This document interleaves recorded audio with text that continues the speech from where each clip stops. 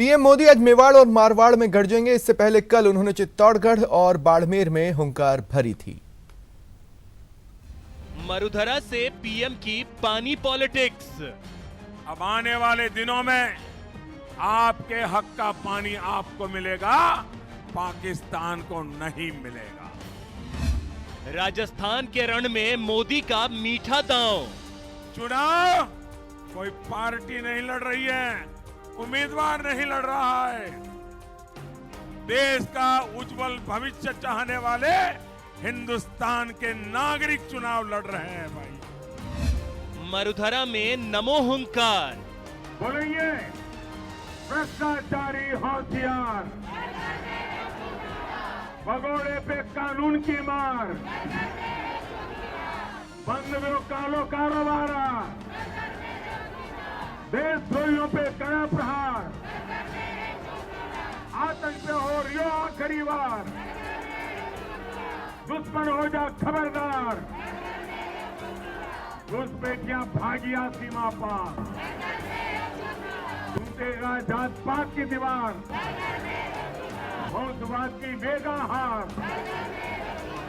दागदार पे भारी कामदार। देख लीजिए, ये नरेंद्र मोदी का स्टाइल है, ये नरेंद्र मोदी का अंदाज है। जैसा हर चुनावी रैलियों में होता है, मोदी ने भी अपनी उपलब्धियां गिनवाई और साथ ही साथ मरुधरा से नरेंद्र मोदी ने मीठा दांव भी खेल दिया। बीते 5 वर्ष में जिस तरह हर गांव हर घर तक बिजली पहुंचाने के लिए हमने दिन रात काम किया है, आने वाले 5 वर्षों में हम पानी के लिए वैसा ही काम करने चाहते हैं। और पानी के लिए अलग से जल शक्ति मंत्रालय हम बनाएंगे। आधुनिक तकनीक से देश की नदियां, समंदर और बारिश के पानी को सूखाग्रस्त क्षेत्रों में तकनीक के द्वारा कैसे पहुंचाया जा सकता है, समंदर के पानी को मीठा करके कैसे उपयोग में लाया जा सकता है, ये सारी बातों पर हम काम करने वाले हैं। एक तरफ पानी को लेकर नरेंद्र मोदी मीठा दांव खेल गए, तो पानी को लेकर कांग्रेस को भी घेरा। कांग्रेस ने आपसे वोट तो लिया, लेकिन आपके राजस्थान के खाते का पानी पाकिस्तान को पिलाती रही है। आप प्यासे रहे, कांग्रेस पाकिस्तान की प्यास बुझाने की चिंता करती रही। भाइयों और बहनों, अगर कांग्रेस ने दशकों पहले सिंधु जल संधि के मुताबिक हमारे हिस्से का पानी ही रोक लिया होता, तो आज राजस्थान में भी पानी की किल्लत नहीं होती। मौसम चुनावी हो और जब मौका और दस्तूर भी हो, तो भला पीएम मोदी कांग्रेस पर निशाना साधने से कैसे चूकते। दशकों में कांग्रेस पर देश ने बहुत भरोसा किया था, लेकिन 5 दशकों से ज्यादा का समय कांग्रेस ने एक परिवार की सेवा में लगा दिया। इस दौरान देश के सामर्थ्य के साथ, देश के संसाधनों के साथ अन्याय ही अन्याय हुआ। हमारे साथ आजाद हुए छोटे छोटे देश हमसे कहीं आगे निकल गए, लेकिन हम विकास की उस स्थिति में नहीं पहुंचे जहां पहुंचना चाहिए था।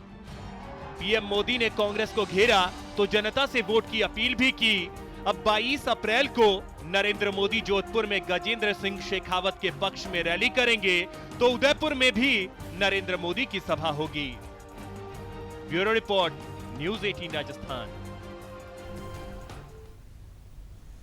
इधर प्रदेश के मुखिया ने चिरपरिचित अंदाज में बीजेपी पर करारा प्रहार किया। मोदी सरकार पर संवैधानिक संस्थाओं की अनदेखी का आरोप लगाया। नरेंद्र मोदी जिंदाबाद,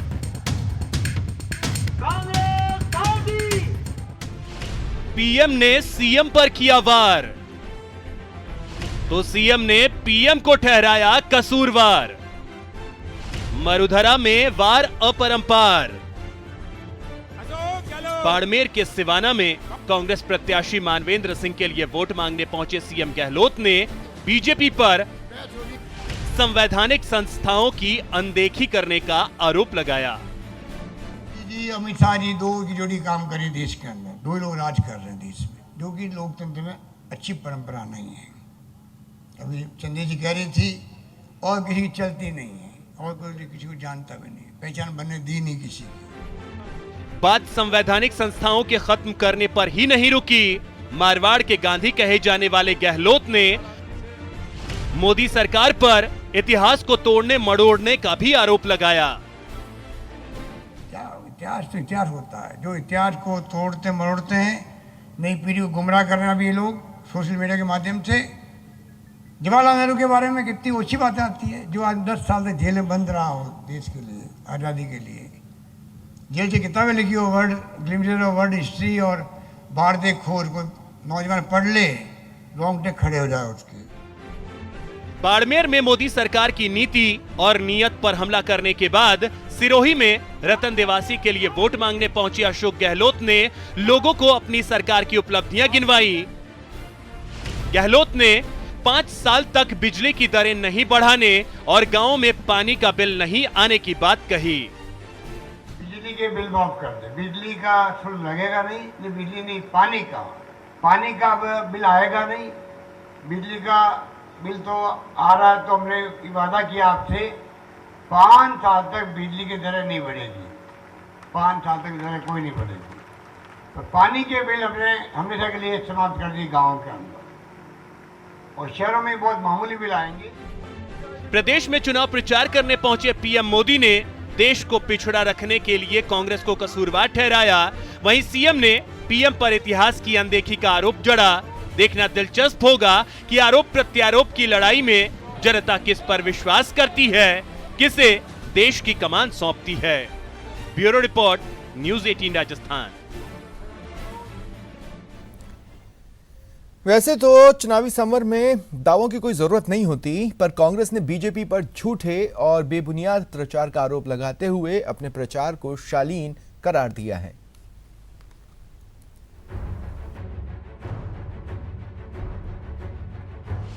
बीजेपी के आरोप पर कांग्रेस का कड़ा पलटवार। झूठे और बेबुनियाद आरोप लगा रही बीजेपी। दावों और वादों की जंग में किसकी होगी शय, किसे मिलेगी मात। चुनावी समर में खामोशी की कीमत चुकानी पड़ती है, इसलिए गहलोत सरकार पर बीजेपी के लचर कानून व्यवस्था के आरोपों पर कांग्रेस ने कड़ा पलटवार किया।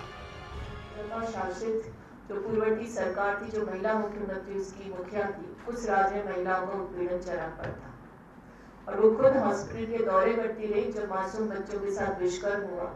2 माह से लेकर 2 साल और 70 साल की वृद्धा तक को उस समय बख्शा नहीं गया। बीजेपी नेता राजेंद्र राठौर के मुख्यमंत्री अशोक गहलोत के पुत्र मोह में फंसने के आरोपों को भी कांग्रेस ने सिरे से खारिज कर दिया। मुख्यमंत्री जी पुत्र मोह में ग्रसित होकर पूरा राजस्थान उन्हें मात्र जोधपुर लोकसभा ही दिखाई देता है, और मैं समझता हूं कि मिशन 25 निश्चित तौर पर पूरा होगा और यहां हमारी तैयारियां पूर्ण हो गई है।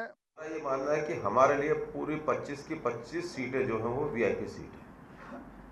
किसी एक सीट पे फोकस करके कांग्रेस चुनाव नहीं लड़ती। ये भारतीय जनता पार्टी ये माहौल बना रही है कि जोधपुर की सीट सबसे इम्पोर्टेंट है, वो सीट कम है ज़्यादा है।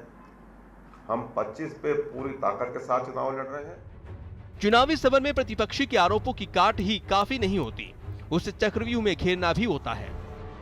450 रुपए का सिलेंडर देते थे गैस का, आज लगभग 1000 रुपए का सिलेंडर हो रहा है। क्या देश का आम आदमी क्या इतनी महंगाई को अफोर्ड कर सकता है? डीजल पेट्रोल के दामों के बारे में तरह तरह से माहौल बनाने की कोशिश की गई। डीजल पेट्रोल के दाम आज तक के सबसे महंगा डीजल पेट्रोल वो एनडीए की गवर्नमेंट में बिका है। दोनों तरफ से रोज आरोप प्रत्यारोप लगाए जा रहे हैं। दोनों की पार्टियां 25 सीटें जीतने का दावा भी कर रही हैं। दोनों को ही यकीन है कि इस बार जनता उन्हें चुनेगी। बहरहाल ये जनता को तय करना है कि इस बार वो किसके हक में फैसला सुनाएगी। तब तक जुबानी जंग जारी है।